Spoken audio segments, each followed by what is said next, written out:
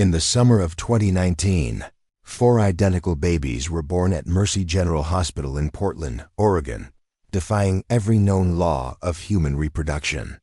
What should have been a miraculous celebration quickly became a medical nightmare that would challenge everything doctors thought they knew about genetics, human development, and the very nature of life itself. The quadruplets shared more than just DNA. Before we jump back in, tell us where you're tuning in from, and if this story touches you, make sure you're subscribed because tomorrow I've saved something extra special for you. They shared memories, emotions, and experiences in ways that modern science cannot explain. When one cried, all 4 cried in perfect unison. When one smiled, the others mirrored the expression down to the millisecond. Most disturbing of all, when medical staff tried to separate them for routine procedures, all 4 children would begin screaming with an intensity that shattered equipment and left seasoned nurses in tears. For 3 years, the medical establishment buried every record related to these children, sealing away documentation that contained evidence of phenomena so extraordinary that publishing the findings would have revolutionized our understanding of human consciousness forever. The truth about the Morrison quadruplets remained locked away until a hospital administrator's routine file digitization project in late 2022 uncovered the most unprecedented case in modern medical history. The discovery that would eventually expose the Morrison case began not with medical alarms or emergency procedures, but with the mundane task of converting old paper files to digital storage in a cramped basement archive at Mercy General Hospital.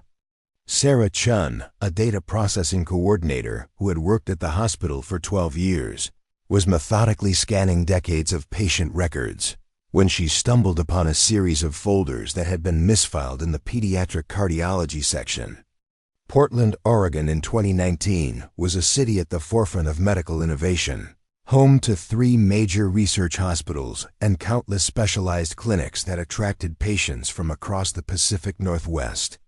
Mercy General Hospital, established in 1961, had built its reputation on cutting-edge neonatal care and high-risk pregnancy management.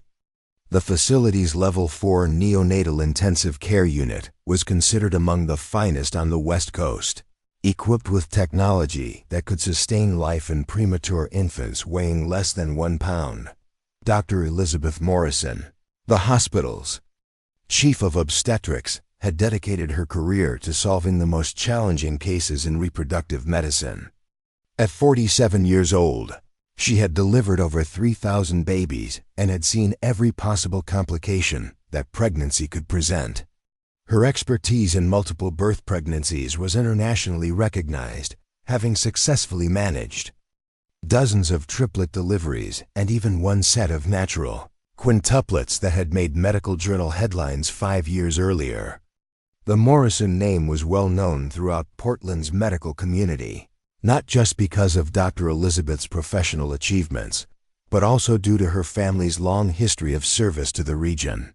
Her grandfather had been one of the founding physicians at Mercy General, while her father had served as the hospital's chief administrator for 20 years before retiring. The Morrison Medical Research Wing, funded by the family's charitable foundation, housed some of the most advanced diagnostic equipment on the West Coast. Dr. Morrison's personal life had always taken a backseat to her professional responsibilities. She had never married, dedicating herself entirely to her patients and research. Her colleagues often joked that the hospital was her spouse and the babies she delivered were her children. This devotion to medicine made the events of July 15, 2019, particularly significant, as they would challenge everything she thought she understood about the profession that had defined her entire existence. The pregnancy that would change. Medical history began like thousands of others Dr. Morrison had managed. Rebecca and David Chen, a young couple from suburban Beaverton, had been trying to conceive for 3 years before finally becoming pregnant through in vitro fertilization. Rebecca was 28 years old, healthy, and had no family history of multiple births. The IVF procedure had resulted in the implantation of 2 embryos, with doctors expecting either a single birth or twins at most. Preparing and narrating this story took us a lot of time, so if you are enjoying it, subscribe to our channel. It means a lot to us. Now back to the story. The first ultrasound at 8 weeks showed exactly what the medical team had anticipated. 2 healthy embryos developing normally with strong heartbeats and appropriate growth measurements. Rebecca's pregnancy progressed smoothly through the first trimester, with routine blood tests and examinations revealing no abnormalities or complications. The expectant parents were thrilled with the prospect of twins after years of fertility struggles, and they began making preparations for their expanding family with excitement and anticipation. The anomaly first appeared during a routine 20-week ultrasound performed by Dr. Jennifer Walsh, one of Mercy General's most experienced ultrasonographers. What Dr. Walsh saw on the monitor that Tuesday morning defied every principle of embryonic development she had learned during her 15-year career. Instead of the 2 fetuses that had been clearly visible 12 weeks earlier, the ultrasound now showed 4 identical forms, positioned in a perfect symmetrical pattern within the uterine cavity. The discovery sent shockwaves through the hospital's obstetrics department as specialists struggled to explain how 2 embryos could spontaneously become 4 during the 2nd trimester of pregnancy. Multiple embryo splitting was a well-documented phenomenon that occasionally resulted in identical twins or triplets, but such divisions always occurred within the first 2 weeks after conception. No medical literature had ever recorded a case of embryonic splitting occurring so late in pregnancy, making the Chun case unprecedented in the annals of reproductive medicine. Dr. Morrison immediately ordered additional testing to confirm the ultrasound findings and rule out equipment malfunction or operator error. 3 different ultrasound machines operated by different technicians all produced identical results, showing 4 perfectly formed fetuses that appeared to share a single placenta and amniotic sac. Even more puzzling, detailed measurements indicated that all 4 babies were developing at exactly the same rate, with identical organ development, bone length, and estimated weights that varied by less than half an ounce. The medical implications of the Chen pregnancy extended far beyond mere curiosity about an unusual multiple birth. The shared placenta and amniotic sac created life-threatening complications that required constant monitoring and specialized care. Twin-to-twin transfusion syndrome, a condition where one baby receives more blood flow than the other, was a significant risk in normal identical twin pregnancies. With 4 babies sharing the same blood supply, the potential for catastrophic complications multiplied exponentially. Rebecca Chun's reaction to learning she was carrying quadruplets instead of twins was a mixture of joy, terror, and disbelief. The young mother had already struggled with the physical demands of carrying twins, experiencing severe morning sickness, extreme fatigue, and difficulty moving as her pregnancy progressed.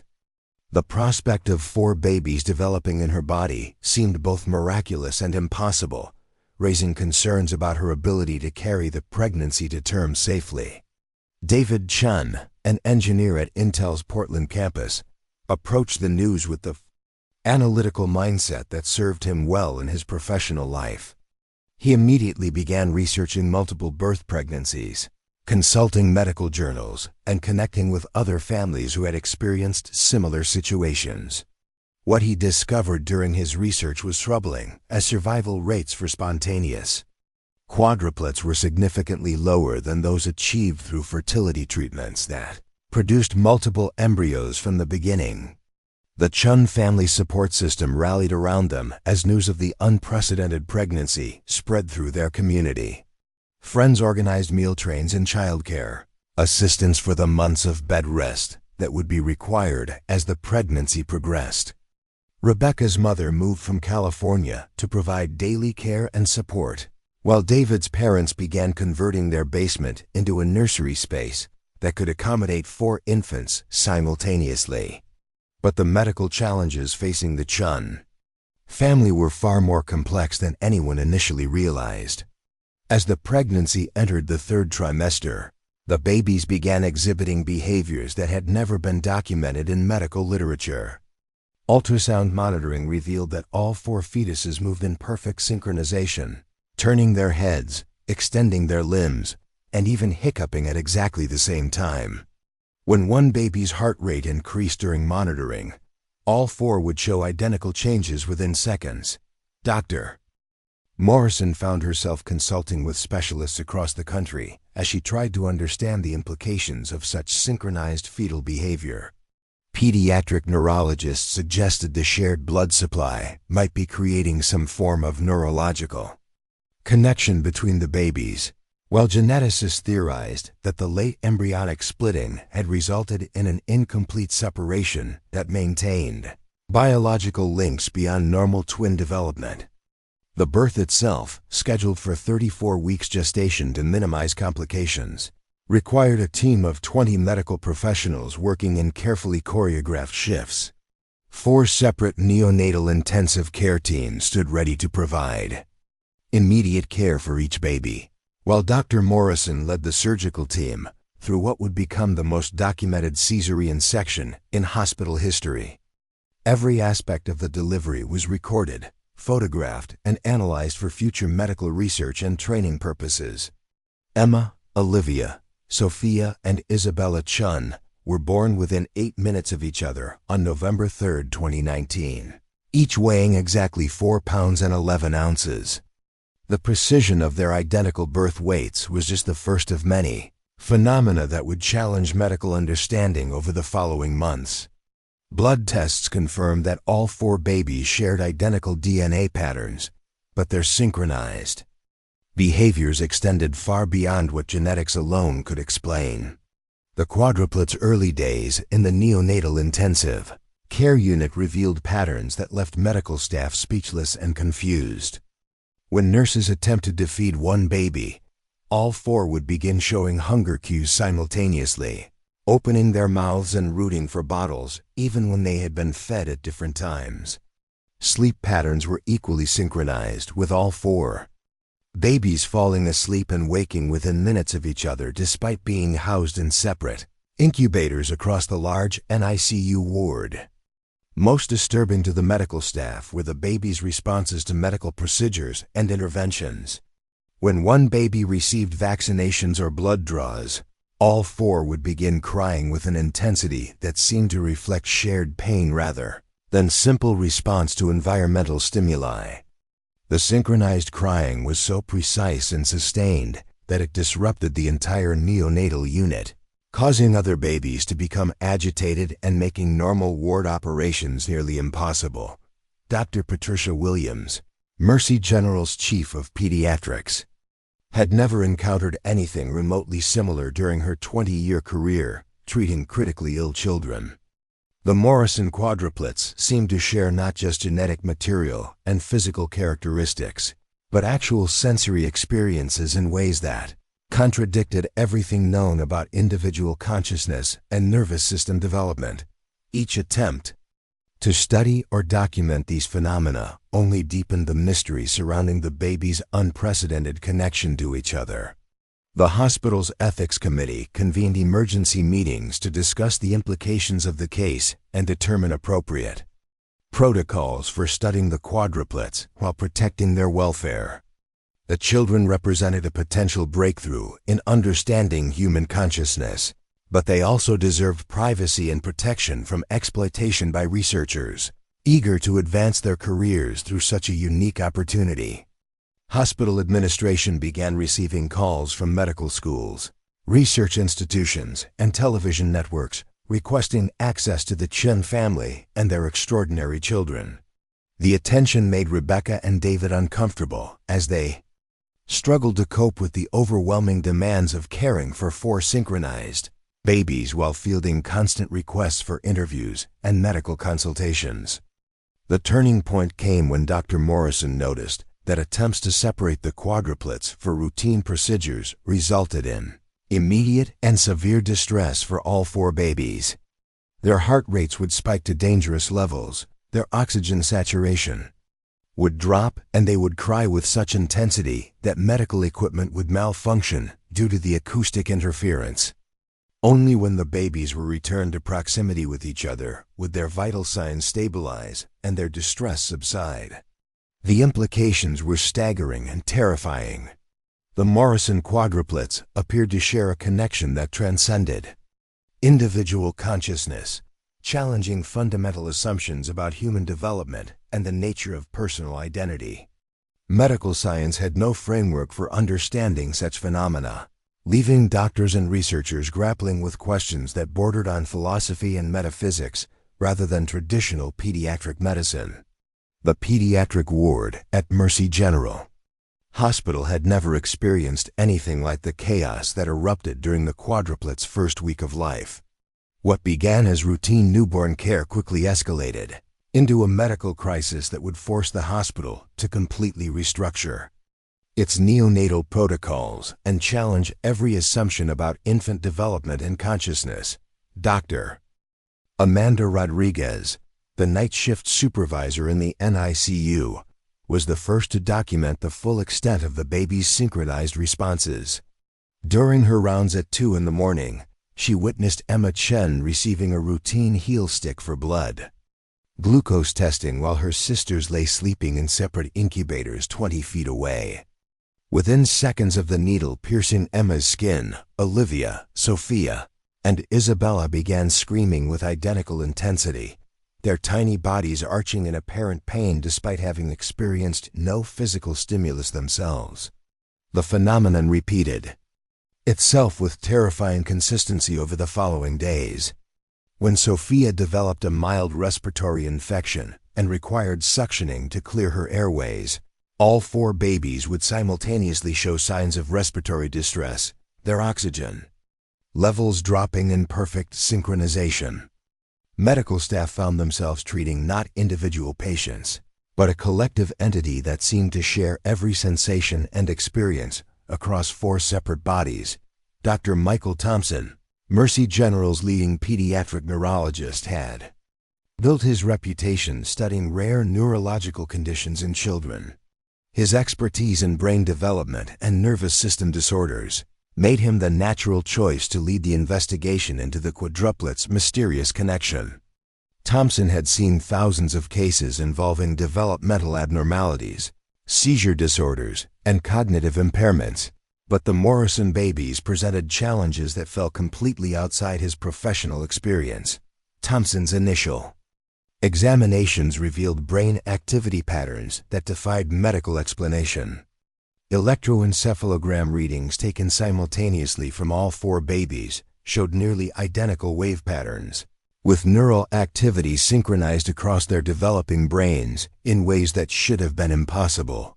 When one baby entered REM sleep, the others would follow within minutes, their brain waves shifting in perfect harmony as if controlled by a single consciousness distributed across 4 bodies. The medical team expanded to include specialists from Oregon Health and Science University, Portland State University Psychology Department, and researchers from the Stanford Research Institute who had traveled north specifically to study the unprecedented case. Each expert brought different theories and approaches, but none could provide satisfactory explanations for the phenomena they were witnessing daily in the hospital's neonatal ward. Dr. Sarah Kim, a geneticist from OHSU, conducted exhaustive DNA analysis on tissue samples from all 4 babies, searching for any genetic variations that might explain their synchronized behaviors. Her findings only deepened the mystery, as the quadruplets' genetic profiles were identical down to the smallest detectable level. Even normal identical twins typically showed minor genetic variations due to random mutations during development, but the Morrison babies appeared to be perfect genetic copies with no distinguishable differences whatsoever. The hospital's bioethics committee, led by Dr. James Patterson, struggled with unprecedented questions about consent, privacy, and the rights of patients who might not be individual entities in the traditional sense. If the quadruplets truly shared consciousness or sensory experiences, Did medical procedures performed on one baby require consent considerations for all four? The legal and ethical implications stretched far beyond normal medical protocols into uncharted territory that had no precedent in medical law or bioethical guidelines. Rebecca Chun found herself at the center of a medical mystery that she neither understood nor wanted. The young mother had expected to bring home healthy twins after a routine delivery, but instead found herself caring for four babies whose needs seemed to transcend normal infant care. Feeding schedules became impossible to maintain, as all four babies would demand food simultaneously, regardless of when they had last eaten. Sleep deprivation took on new dimensions, as any disruption to one baby's rest would immediately wake all four, creating a cycle of exhaustion that left Rebecca barely able to function. David Chun attempted to document the baby's behaviors with the systematic approach that served him well in his engineering career. He created detailed logs of feeding times, sleep patterns, medical procedures, and behavioral observations, hoping to identify patterns that might help medical professionals understand what was happening to his children. His records revealed correlations so precise that they resembled data from synchronized machines rather than observations of human infants. The hospital's nursing staff began requesting transfers to other units as the emotional toll of caring for the quadruplets became unbearable. Experienced NICU nurses who had spent decades caring for critically ill babies found themselves unable to cope with the intensity of the synchronized crying and the apparent shared suffering that medical procedures caused all four children. Baby's distress seemed to amplify beyond normal infant responses, creating an emotional atmosphere that left even seasoned professionals in tears. Dr. Lisa Chang, Mercy General's chief of psychology, was brought in to assess the impact of the case on hospital staff and develop coping strategies for caregivers. Chang had extensive experience treating healthcare workers dealing with traumatic patient cases, but the Morrison quadruplets presented unique challenges that went beyond normal occupational stress. Staff members reported feeling as though they were witnessing something supernatural or otherworldly, rather than a medical condition that could be understood and treated through conventional approaches. The babies' responses to their parents also defied normal infant development patterns. When Rebecca entered the NICU, all four babies would simultaneously turn toward her voice with identical movements and expressions. Their recognition of David followed the same synchronized pattern, with all four children reacting to his presence as a single unit rather than as individual babies forming separate attachments to their parents. Feeding time became a carefully choreographed operation requiring multiple nurses working in perfect coordination. The babies would only settle when fed simultaneously, their sucking patterns matching so precisely that bottles would empty at exactly the same rate. Attempts to feed them individually resulted in the same intense distress that accompanied medical procedures, suggesting that their connection extended beyond mere neurological synchronization into some form of shared experience that encompassed all aspects of their existence. The hospital's medical records department struggled to document a case that challenged basic assumptions about individual patient care. How do you maintain separate medical charts for patients who appear to share a single medical condition? The quadruplets' responses to medications, treatments, and interventions were so synchronized that they essentially functioned as a single patient distributed across four bodies, raising questions about dosing, treatment protocols, and medical decision-making that had never been addressed in medical literature. Dr. Patricia Williams found herself consulting with colleagues across the country and internationally as word of the case spread through medical networks. Pediatricians, neurologists, and researchers from major medical centers offered theories ranging from shared blood supply effects to quantum entanglement phenomena, but none could provide explanations that accounted for all the observed behaviors and synchronized responses. The financial implications of the case began mounting as specialized testing Extended hospital stays and round-the-clock monitoring stretched the family's insurance coverage beyond normal limits. The Chun family's insurance provider initially questioned whether 4 separate policies were needed for babies who appeared to share medical conditions, creating administrative complications that added stress to an already overwhelming situation. Hospital security was increased as news of the unprecedented case began attracting attention from medical researchers, journalists, and curiosity seekers who sought access to the babies for various purposes. The hospital administration worked to protect the family's privacy while accommodating legitimate research interests, but the balance became increasingly difficult to maintain as the case gained national attention within medical circles. The quadruplets' development continued along synchronized pathways that amazed and disturbed their caregivers. Physical milestones were reached simultaneously, with all 4 babies holding up their heads, making eye contact, and responding to stimuli at exactly the same time. Their growth rates remained identical down to fractions of ounces, as if their bodies were following a single developmental program rather than 4 individual growth patterns. Most unsettling were the babies' interactions with each other when they were finally stable enough to be placed in closer proximity. Rather than the typical individual responses of normal infants, the quadruplets seemed to communicate through subtle movements and expressions that suggested awareness of their shared connection. They would move their hands in identical patterns, make the same facial expressions simultaneously, and even appear to coordinate their breathing rhythms when placed side by side. The medical mystery deepened with each passing day as the Morrison quadruplets continued to challenge every assumption about human development, consciousness, and individual identity, setting the stage for discoveries that would forever change medical understanding of what it means to be human. The first concrete evidence that something extraordinary was occurring beyond medical explanation emerged on December 18, 2019, when Dr. Rachel Foster, a research pediatrician from Johns Hopkins, arrived at Mercy General to conduct independent neurological assessments of the quadruplets.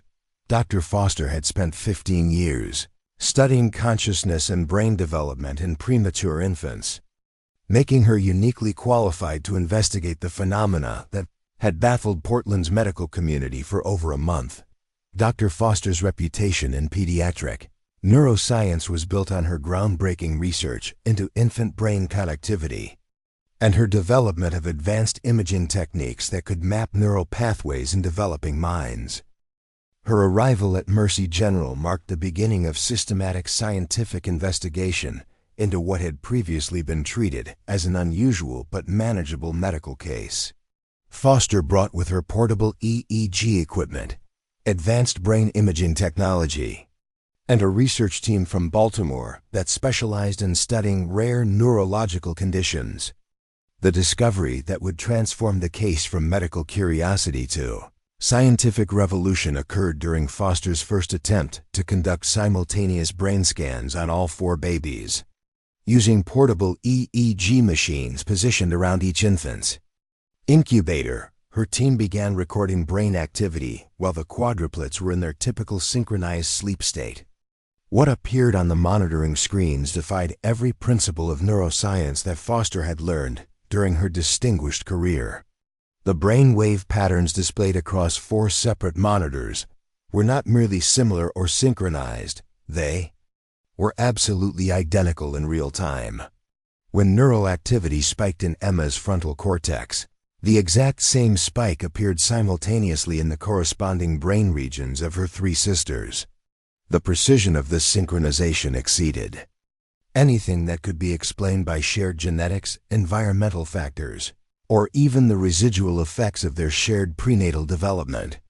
Foster's team conducted the same measurements repeatedly over the following week, using different equipment and monitoring protocols to eliminate any possibility of technical error or equipment malfunction. Each test produced identical results, confirming that the Morrison quadruplets were exhibiting brain activity patterns that suggested a single consciousness operating across 4 separate nervous systems. The implications were staggering and challenged fundamental assumptions about the nature of human awareness and individual identity. Dr. Benjamin Walsh, Mercy General's chief of pediatric cardiology, noticed an equally disturbing pattern in the baby's cardiovascular responses. Heart rate monitoring revealed that all 4 infants maintained synchronized cardiac rhythms that fluctuated in perfect harmony throughout each day. When one baby's heart rate increased due to external stimuli, stress, or even dreams during sleep, all 4 would show identical changes within seconds. The precision of this cardiovascular synchronization suggested physiological connections that went far beyond the neurological phenomena that Foster's team was documenting. The hospital's administration found itself grappling with unprecedented administrative challenges as the case attracted attention from medical researchers worldwide.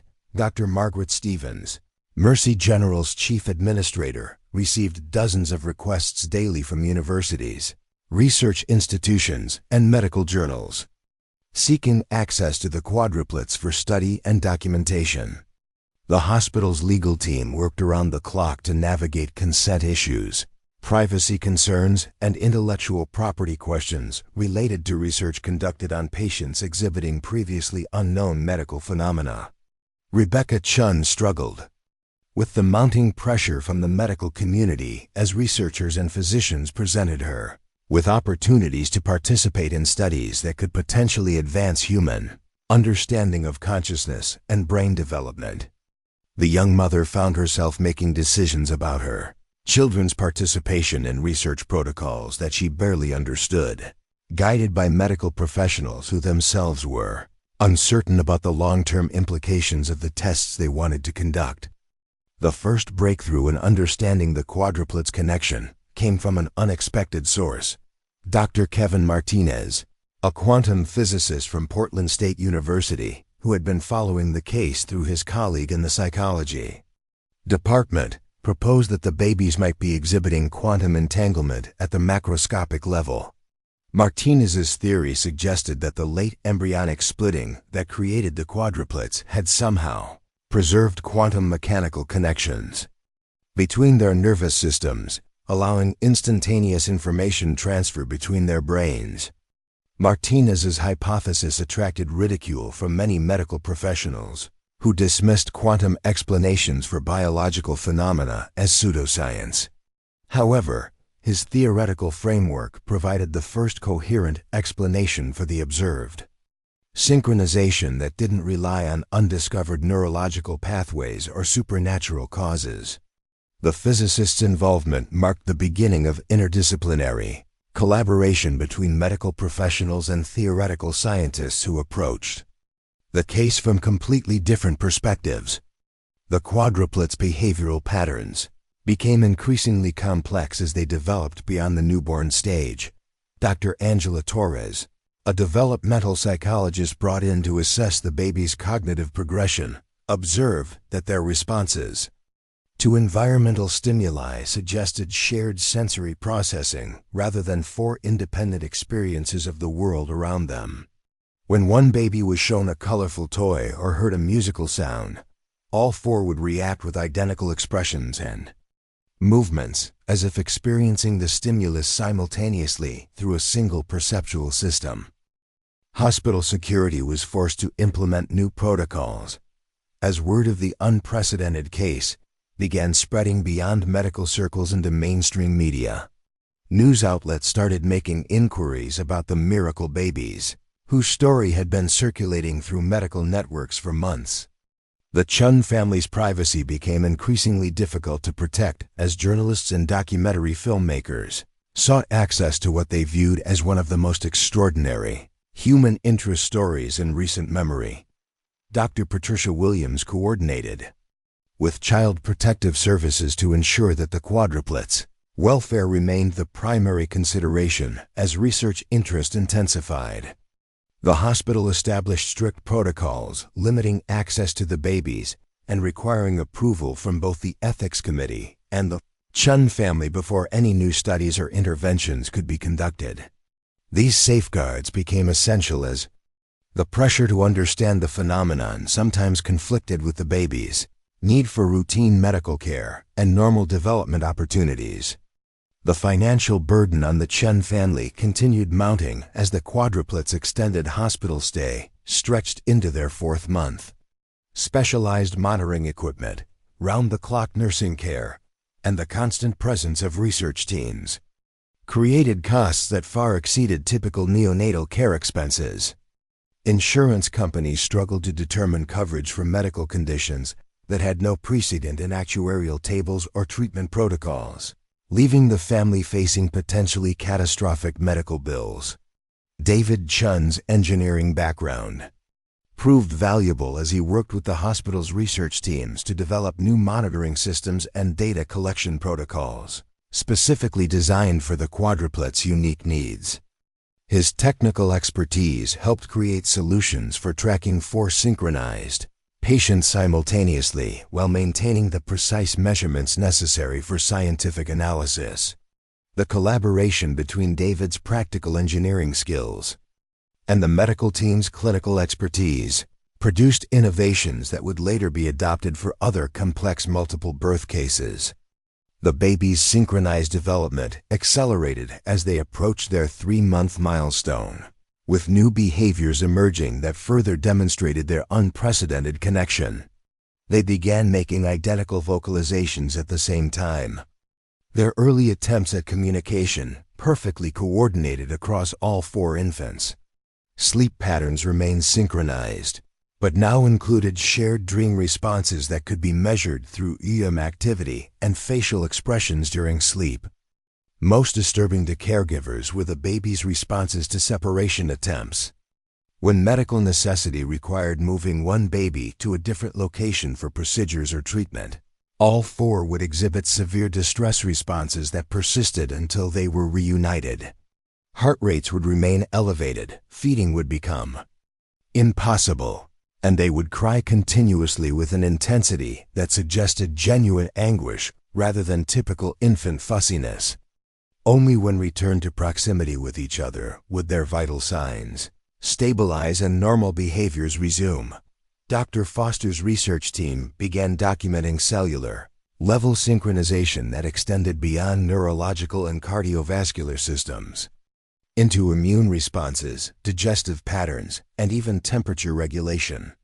Blood tests revealed that all four babies showed identical immune system responses to environmental challenges, with white blood cell counts and antibody levels fluctuating in perfect harmony. Their bodies seemed to function as a single biological system distributed across four separate physical forms.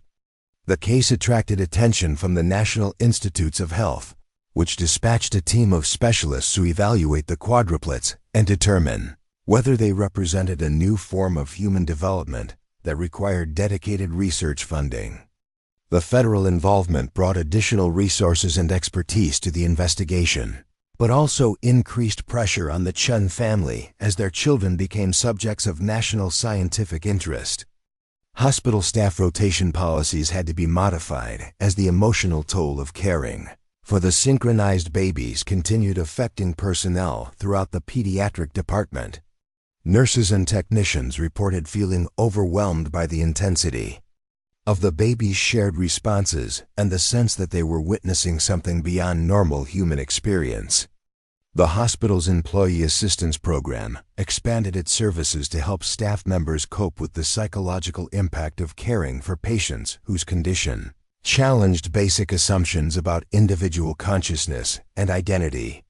The Morrison quadruplets continued to develop along their synchronized pathway. Each milestone reached simultaneously, and each new behavior shared across all four babies, as the medical community struggled to understand phenomena that would soon force a complete re-evaluation of human consciousness and individual identity. The moment that would forever change medical understanding of human consciousness occurred on February 7, 2020, when Dr. Rachel Foster's research team attempted their most ambitious experiment yet. Using advanced brain imaging technology borrowed from the University of Washington's Neuroscience Department, they planned to map the exact neural pathways that enabled the quadruplets synchronized consciousness while simultaneously monitoring their physiological responses to controlled stimuli. The breakthrough came from an unexpected source during what was intended to be a routine calibration test of the imaging equipment. Dr. Jennifer Wu, a graduate student in neuroscience who had joined Foster's team just days earlier, noticed anomalous readings on her monitoring station that initially appeared to be equipment malfunction. The electromagnetic field detectors positioned around each baby's incubator were registering fluctuations that seemed to pulse in rhythm with the infant's synchronized brain activity. Wu's discovery revealed that the quadruplets were generating measurable electromagnetic fields that extended beyond their individual bodies and interconnected in patterns that resembled a single, distributed neural network. The electromagnetic signatures were weak but detectable, creating a field pattern that encompassed all 4 babies, regardless of their physical separation within the neonatal unit. When one baby's brain activity increased, the electromagnetic field strength around all 4 infants would fluctuate accordingly. Dr. Foster immediately recognized the implications of Wu's findings and contacted Dr. Sarah McKenna, a bioelectromagnetics specialist from Stanford University who had spent her career studying electrical fields and biological systems.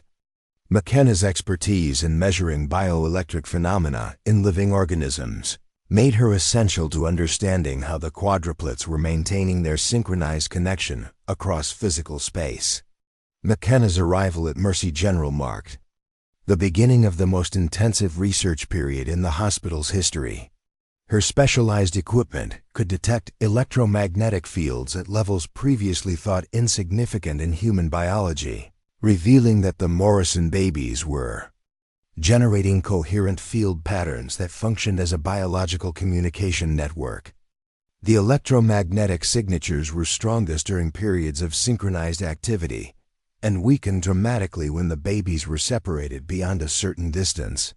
The distance threshold discovery came through careful experimentation as researchers gradually increased the physical separation between the babies while monitoring their electromagnetic signatures and behavioral responses. The critical distance proved to be approximately 12 feet, beyond which the electromagnetic connection would begin to deteriorate and the babies would exhibit severe distress responses. Within this 12-foot radius, the quadruplets maintained their full synchronization regardless of physical barriers or obstacles between them. Dr. Michael Thompson's neurological assessments revealed even more disturbing findings as the babies approached their 6-month milestone. Brain scans showed that their individual neural development was becoming increasingly specialized, with each baby's brain developing enhanced capabilities in different cognitive areas while maintaining their synchronized consciousness. Emma showed exceptional development in language processing centers, while Olivia's brain exhibited advanced mathematical reasoning patterns. Sophia displayed enhanced visual processing capabilities, and Isabella demonstrated extraordinary development in social cognition areas.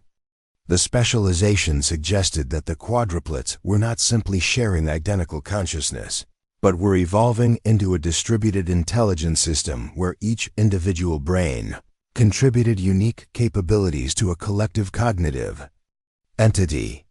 Their synchronized responses were not mere repetition of the same experience, but coordinated reactions from specialized components of a single complex consciousness operating across 4 separate bodies.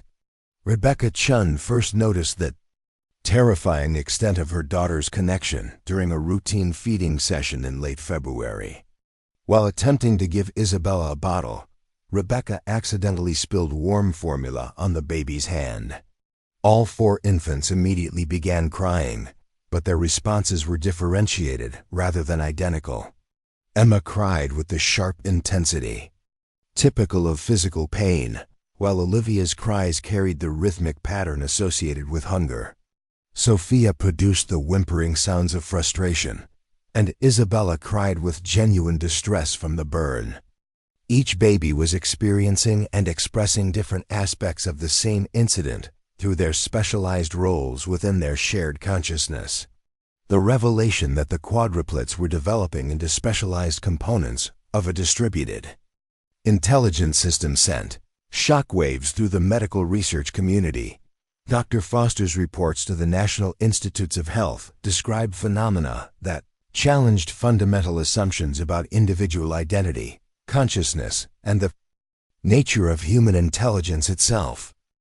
The babies represented not just a medical anomaly, but a new form of human existence that could revolutionize understanding of cognitive development and collective consciousness.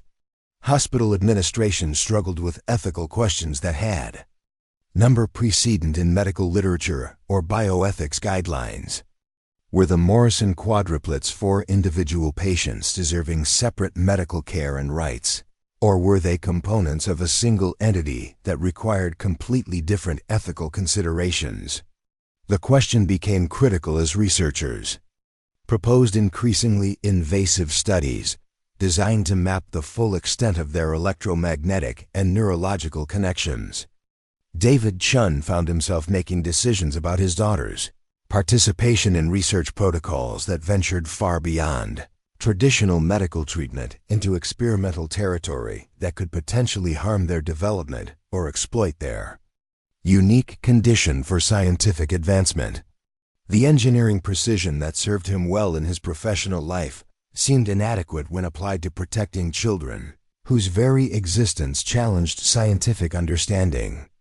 The quadruplets' responses to environmental stimuli became increasingly sophisticated as their distributed intelligence system matured. Dr. Angela Torres documented behaviors that suggested the babies were processing information collectively and reaching conclusions that exceeded the cognitive capabilities of typical 6-month-old infants.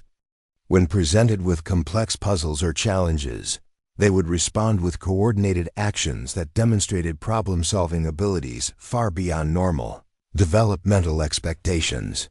Most unsettling were the babies' reactions to potential threats or dangers within their environment. Hospital staff noticed that all 4 infants would begin crying simultaneously whenever emergency alarms sounded elsewhere in the hospital, even when the alarms were too distant to be heard in the neonatal unit. Their electromagnetic sensitivity seemed to extend beyond their immediate environment into building-wide awareness of electrical disturbances associated with medical emergencies or equipment failures. Dr. McKenna's bioelectromagnetic research revealed that the quadruplets' field patterns were becoming stronger and more complex as their brains developed. The electromagnetic signatures now included harmonic frequencies that suggested their neural networks were optimizing their communication efficiency and expanding their collective processing capabilities.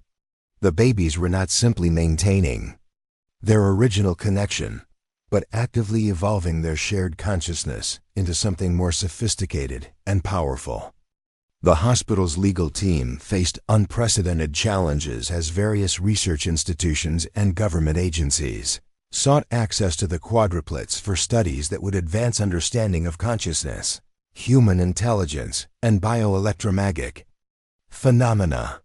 Patent attorneys raised questions about intellectual property rights related to discoveries made through studying the babies, while civil rights lawyers debated whether the quadruplets possessed individual legal rights or should be considered a single legal entity.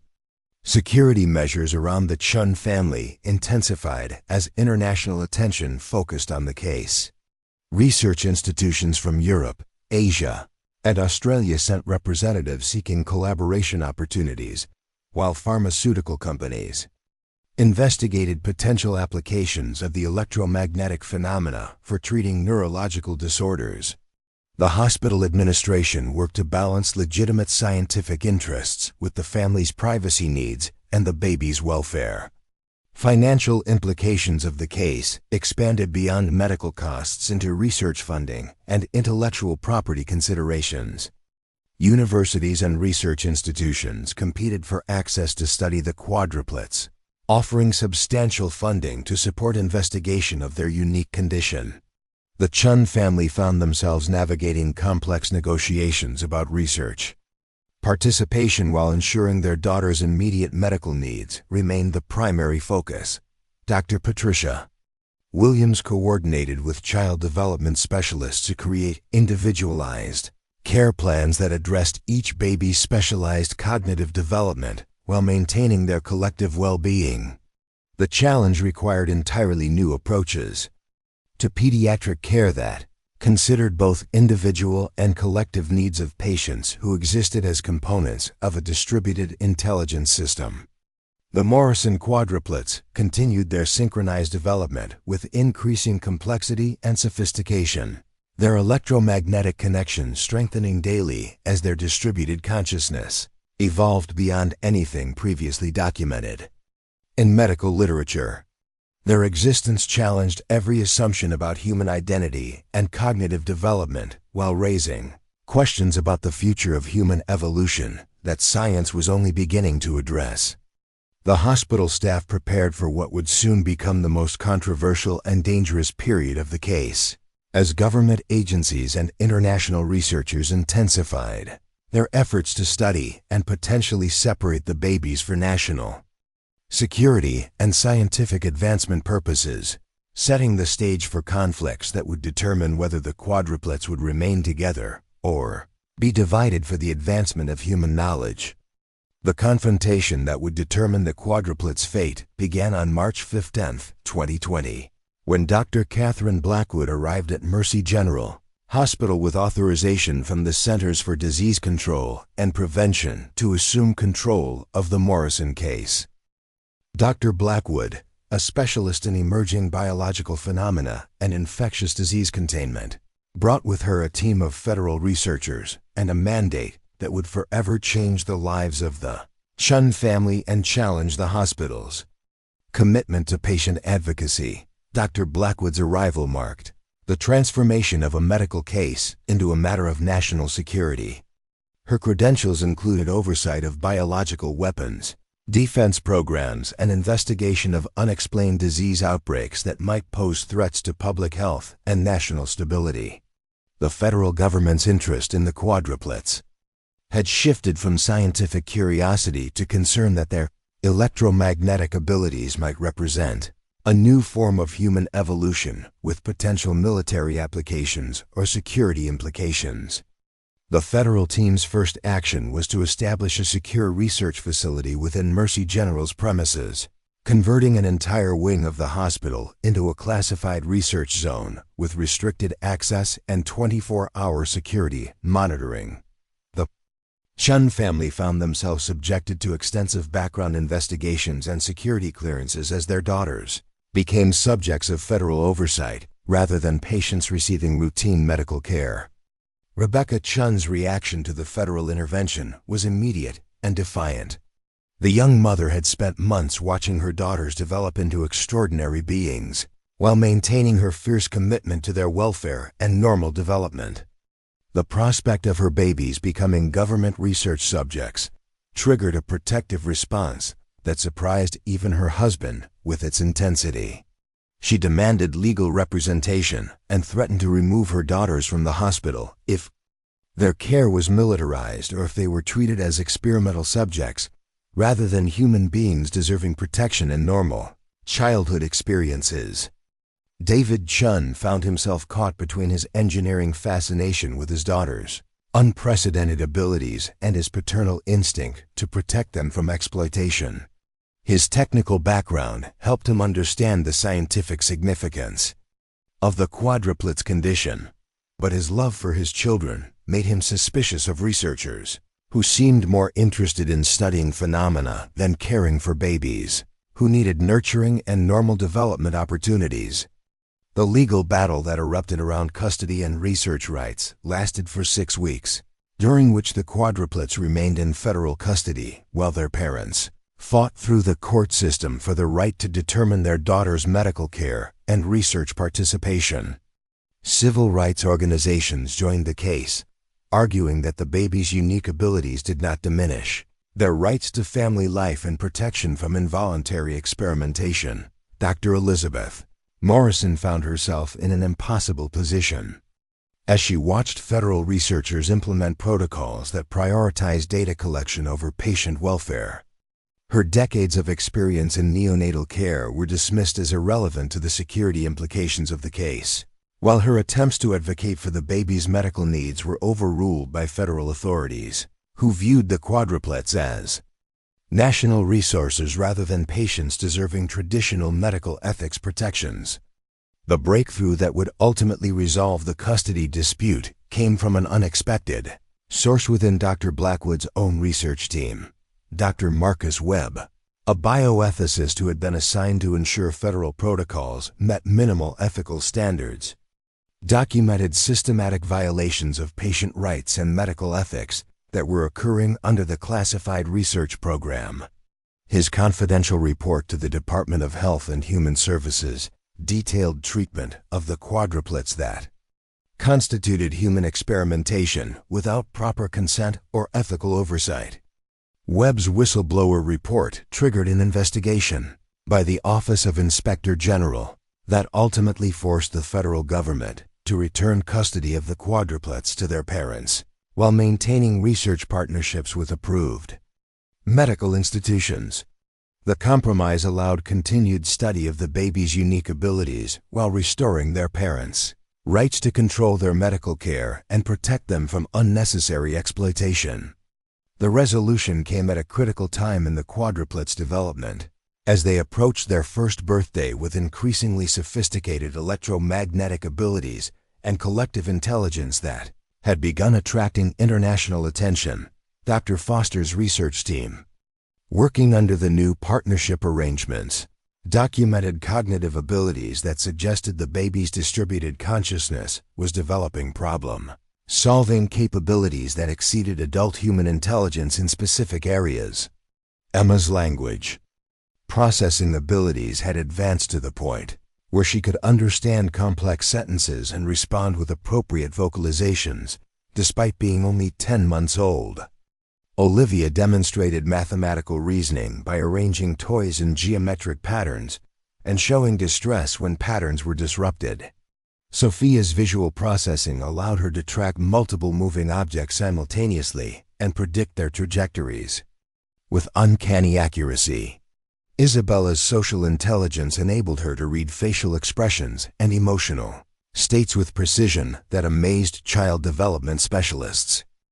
Most remarkably, the quadruplets had begun demonstrating their ability to share learned experiences instantaneously. When Emma was taught a new skill or shown how to manipulate a toy, her 3 sisters would immediately demonstrate the same ability without direct instruction. The learning transfer occurred so rapidly that researchers struggled to document the process, as knowledge seemed to propagate across their shared consciousness at speeds that defied conventional understanding of information processing. The Chun family's decision to relocate to a specially designed research facility in Seattle represented a compromise that allowed continued study of the quadruplets while protecting their rights to family life and normal development.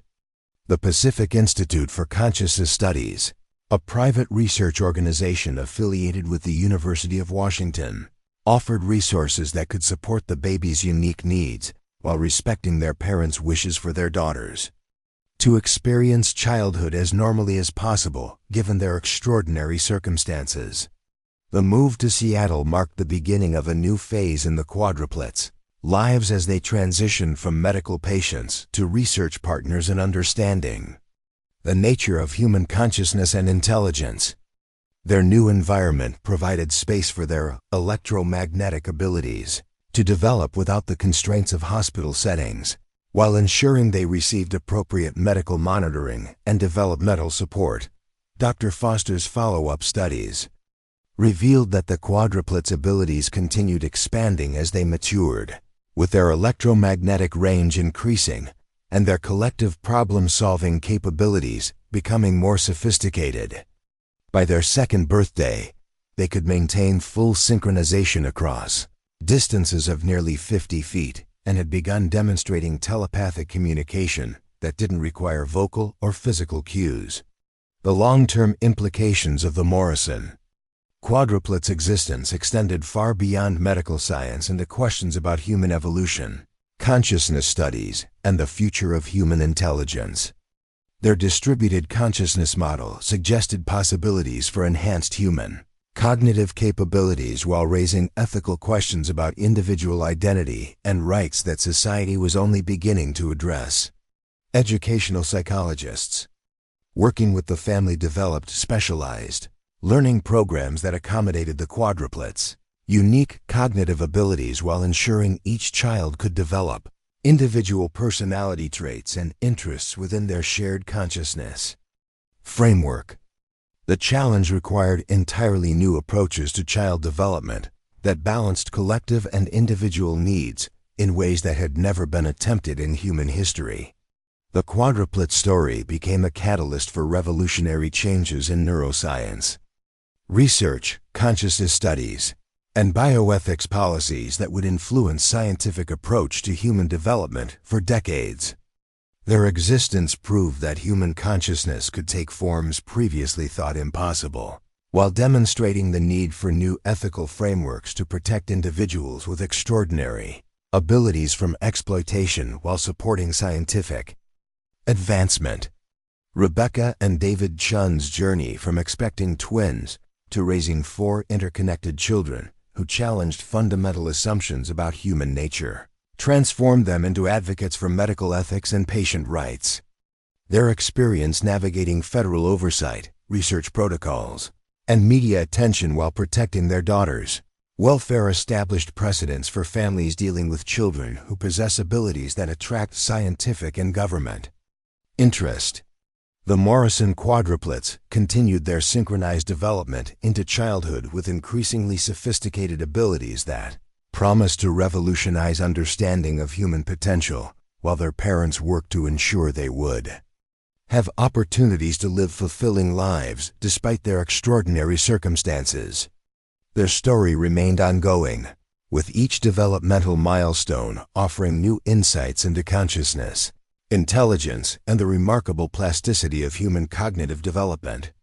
The case files that documented their first 3 years were sealed for 50 years to protect their privacy and prevent exploitation of their unique condition, but their legacy would continue influencing medical research, consciousness studies, and discussions about human evolution for generations to come.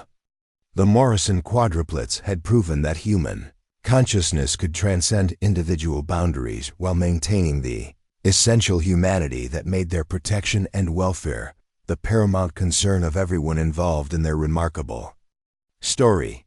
Up next, you've got 2 more standout stories right on your screen. If this one hit the mark, you won't want to pass these up. Just click and check them out.